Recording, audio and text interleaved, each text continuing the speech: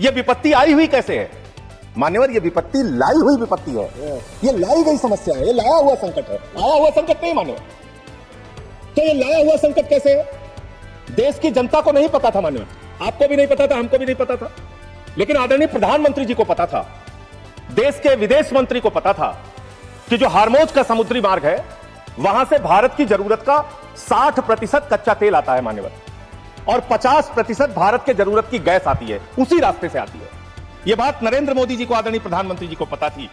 तो मैं आपके माध्यम से पूछना चाहता हूं कि जब वो हार्मोज का समुद्री मार्ग 60% से ज्यादा ईरान के रास्ते में आता है, ईरान के कब्जे में आता है, तो ईरान से तू कौन मैं खामखा जबरदस्ती झगड़ा करने की आपको जरूरत क्या थी? इसलिए आपने जानबूझकर देश को संकट में डाला है। यह संकट आया हुआ संकट नहीं है, यह लाया हुआ संकट है, और इस लाए हुए संकट के सबसे बड़े जो प्रायोजित किया है जिन्होंने संकट, उसका नाम है देश के प्रधानमंत्री आदरणीय नरेंद्र मोदी जी।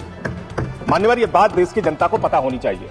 दूसरी बात मान्यवर, आपका परंपरागत मित्र है ईरान, और खुद प्रधानमंत्री ने माना है।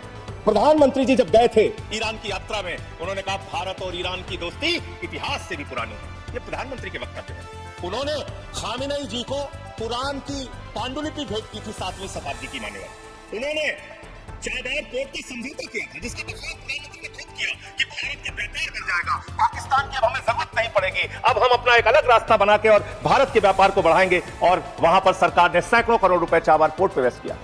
2019 तक भारत को ईरान से सस्ता तेल मिलता था, रुपए में तेल मिलता था, गैस मिलती थी, हमारा मित्रतापूर्ण संबंध था उनसे। लेकिन भारत के प्रधानमंत्री खामेनेई की मौत पे खामोश रहते हैं।